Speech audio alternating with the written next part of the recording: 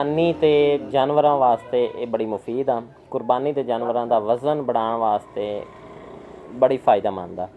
ਇਹ ਮਿਨਰਲ ਤੇ ਵਿਟਾਮਿਨਸ ਇਹਦੇ ਅੰਦਰ ਹਨ ਜੀ। ਇਹਦੇ ਵਿੱਚ vitamin A, vitamin D3, vitamin E, vitamin K2, vitamin C, ਸਲੀਨੀਅਮ, ਇਹ ਸਾਰੀਆਂ ਚੀਜ਼ਾਂ ਮੌਜੂਦ ਹਨ। एवियन पार्क ਇਹ ਜਾਨਵਰ ਦਾ ਵਜ਼ਨ, ਗੋਸ਼ਤ ਔਰ ਦੁੱਧ ਵਧਾਉਣ ਵਾਸਤੇ, ਜਿਸ ਤਰ੍ਹਾਂ ਇਹਦੇ ਅੰਦਰ ਵਿਟਾਮਿਨਸ ਤੇ ਮਿਨਰਲਸ ਮੌਜੂਦ ਹਨ। ਸਾਫ਼ ਜ਼ਾਹਿਰ ਜਾਨਵਰ ਨੂੰ ਮਿਨਰਲਸ ਦੀ ਕਮੀ ਹੋਵੇ ਤਾਂ ਜਾਨਵਰ ਨਾ ਵਜ਼ਨ ਵਧਾਉਂਦਾ ਹੈ ਨਾ ਦੁੱਧ ਵਧਾਉਂਦਾ ਹੈ।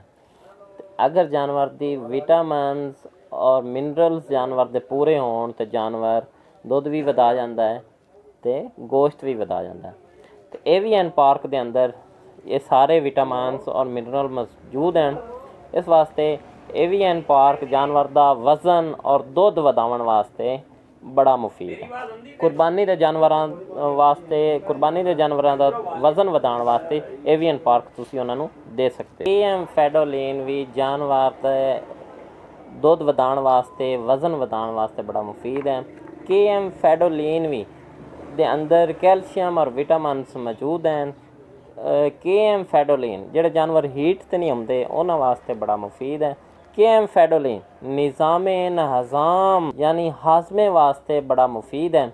KM फैडोलिन ਕੈਲਸ਼ੀਅਮ ਦੀ ਕਮੀ ਨੂੰ ਪੂਰੀ ਕਰਦਾ ਹੈ। KM फैडोलिन ਆਇਰਨ ਦੀ ਕਮੀ ਨੂੰ ਪੂਰੀ ਕਰਦਾ ਹੈ।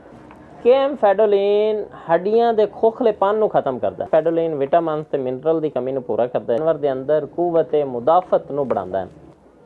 KM फैडोलिन ਦੇ ਨਾਲ ਜਾਨਵਰ ਦੇ ਹੀਟ ਦਾ ਪ੍ਰੋਸੈਸ ਅਗਰ ਜਿਹੜਾ ਹੈ ਉਹ ਡਿਸਟਰਬ ਹੈ ਤੇ KM फैडोलिन ਜਿਹੜਾ ਹੈ ਉਹ ਹੀਟ ਲਿਆਉਣ ਵਾਲੇ ਅਮਲ ਦੀ ਇਸਲਾਹ ਕਰਦਾ ਹੈ। KM फैडोलिन ਛੋਟੇ ਵੱਡੇ ਜਾਨਵਰਾਂ ਦਾ ਗੋਸ਼ਤ बढ़ाਉਣ ਵਾਸਤੇ, ਬੜੇ ਜਾਨਵਰ ਵਾਸਤੇ, ਗਾਂ ਭੈਂਸ ਵਾਸਤੇ KM फैडोलिन ਦੀ ਖੁਰਾਕ ਇਹ ਹੈ ਵੀ 20 ਮਿਲੀਲੀਟਰ ਸਵੇਰ, 20 ਮਿਲੀਲੀਟਰ ਸ਼ਾਮ ਨੂੰ ਪਾਣੀ ਛਾਲ ਕਰਕੇ ਪਿਲਾਣਾ।